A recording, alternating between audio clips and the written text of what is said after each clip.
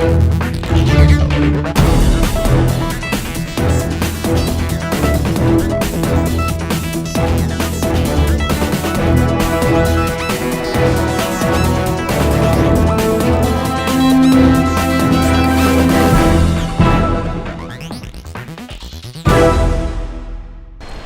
की जनता को एक बार फिर महंगाई की मार से दो चार होना पड़ रहा है, खासकर आम जनता को।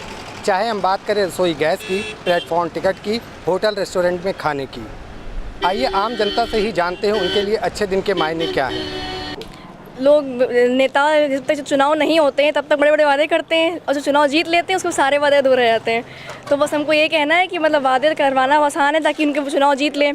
चुनाव जीतने के बाद जो होता है वो जनता जानती है। सरकार ने जो वादे किए थे हम लोगों से कि हम महंगाई मतलब कम करेंगे, और उसकी अपेक्षा रेल की तरफ तो उन्होंने ध्यान ही नहीं दिया। पहले तुरंत 14% किराया बढ़ाया, उसके बाद तुरंत तत्काल का अप्रत्यक्ष रूप से जो इनडायरेक्ट रूप जो जनता को समझ नहीं आया तत्काल का कि 50% चार्जेस कैंसिलेशन में निकालते हैं।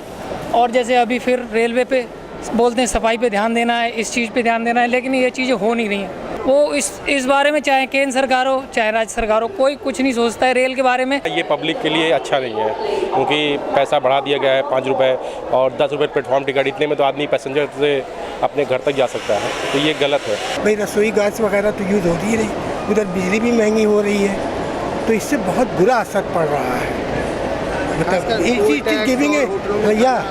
अब होटल में खाना में ऊपर रहता है कि 100 रुपया है और उस पर टैक्स सर्विस टैक्स वगैरह लगा के अजीब सा मतलब लगता है।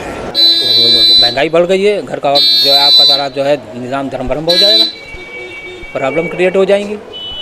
नई सरकार का पहला बजट सीधे आम जनता पर आज से पड़ना शुरू हो गया। बजट में चावल, आटा, दाल और नमक को छोड़कर बाकी सभी वस्तुओं पर सर्विस टैक्स लागू कर दिया गया है।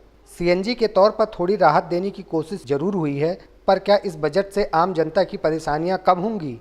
ये महंगाई की कितना और रंग ला सकती है और क्या होता है, इतनी जल्दी किसी जनता को इसके ऊपर रिएक्ट नहीं करना चाहिए। मेरे ख्याल से अगर हम लोगों ने भरोसा करके किसी को एक जगह बनाया है सरकार, तो उस सरकार पर थोड़ा भरोसा करना होगा।